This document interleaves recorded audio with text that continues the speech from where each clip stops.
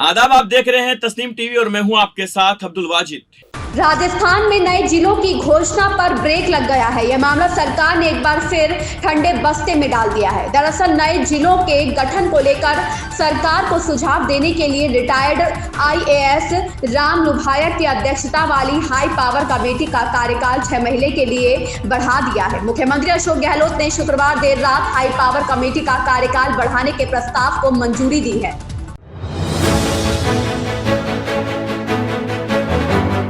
बीकानेर राज परिवार की अंतिम महारानी और राजमाता सुशीला कुमारी का शुक्रवार देर रात लालगढ़ स्थित अपने आवास पर निधन हो गया। सुशीला कुमारी का अंतिम संस्कार रविवार को सागर गांव में स्थित राज परिवार के शमशान घाट पर किया जाएगा।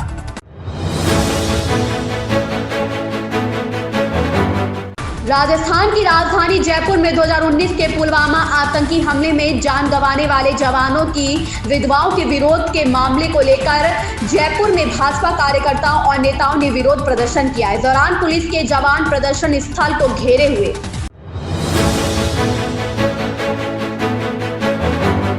सपा विधायक शिवपाल सिंह यादव ने कहा कि यूपी सरकार द्वारा 650 रुपए प्रति क्विंटल की दर से आलू खरीदने का फरमान किसानों के लिए नाकाफी है। उन्होंने कहा कि 2500 रुपए प्रति क्विंटल की दर से बीज खरीदने वाले किसान के लिए समर्थन मूल्य मजाक है। सरकार को न्यूनतम 1500 रुपए प्रति पैकेट की दर से आलू की खरीद करनी चाहिए।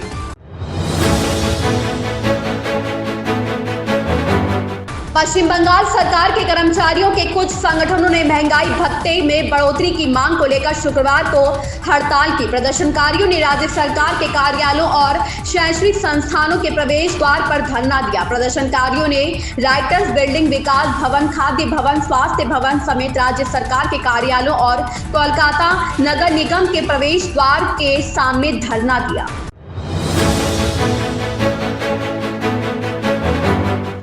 10 मार्च तक डायरेक्ट टैक्स कलेक्शन के आंकड़ों में लगातार वृद्धि जारी है। CBDT प्रवक्ता ने एक बयान में कहा कि 10 मार्च तक डायरेक्ट टैक्स कलेक्शन दर्शाता है कि कुल कलेक्शन 16.68 लाख करोड़ रुपए है। यह पिछले वर्ष की इसी अवधि के कुल कलेक्शन से 22.58% से अधिक है।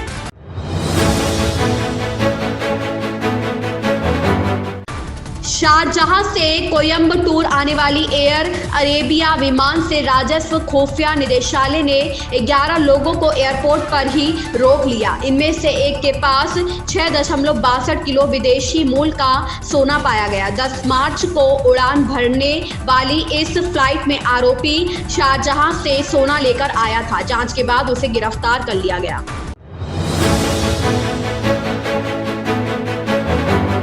भारत अब विदेशी नेताओं, सैन्य अफसरों के खिलाफ मनी लॉन्ड्रिंग रोकथाम कानून के तहत कार्यवाही कर सकेगा।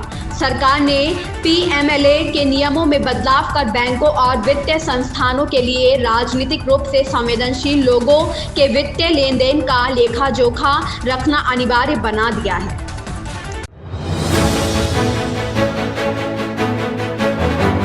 बिग बॉस 14 की विनर और टेलीविजन जगत की मशहूर एक्ट्रेस रूबीना दिलैक अपनी बहन की शादी में जमकर नाची। शिमला के वुडविला पैलेस में उनकी छोटी बहन ज्योतिका दिलैक हिंदू रीति रिवाज से रजत शर्मा के साथ शादी के बंधन में बंध गई। इस मौके पर बॉस लेडी के नाम से मशहूर रूबीना ने नाटी किंग कुलदीप शर्मा के गीतों पर अपनी मां के साथ नाटी डाली।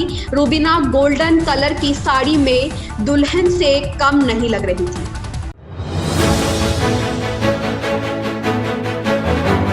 मेरठ में शुक्रवार को भारतीय किसान यूनियन की महापंचायत हुई। इसमें शामिल होने के लिए राकेश टिकैत ट्रैक्टर चलाकर पहुंचे। किसानों ने भाजपा नेता के सम्मान में 71 मीटर लंबी पगड़ी 2 मिनट में बांधी। इस दौरान राकेश टिकैत ने कहा, जब तक किसानों की MSP की मांग पूरी नहीं होगी, इसी तरह से देश भर में महापंचायतें होंगी। 20 मार्च से दिल्ली में डेरा डाला जाएगा। किसान का ट्रैक्टर ही किसान का टैंक बनेगा।